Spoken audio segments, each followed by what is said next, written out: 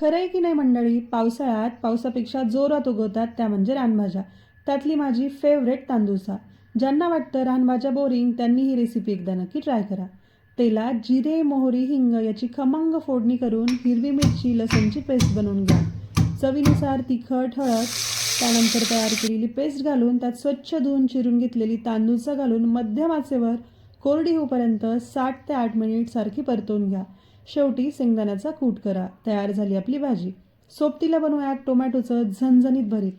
तेलात टोमॅटोचे असे मोठे काप, हिरवी मिरची, लसण घालायचं. झाकण ठेवून एक 10 मिनिटाकरता छान वाफवून घ्यायचं. वाफवल्यानंतर असे मऊ होतात, त्याला छान कुस्करून घ्या. चवीनुसार तिखट, मीठ, बारीक चिरलेली कोथिंबीर घाला. तर तयार आहे मस्त गावरान पद्धतीचं जेवण. टोमॅटोचं भरीत, तांदूळची भाजी आणि ज्वारीची भाकरी. तुम्हाला मला कुठली कुठली रानभाजी रानभाजी आवडते आवडते हे हे मला मला नक्की कमेंटमध्ये नक्की सांगा.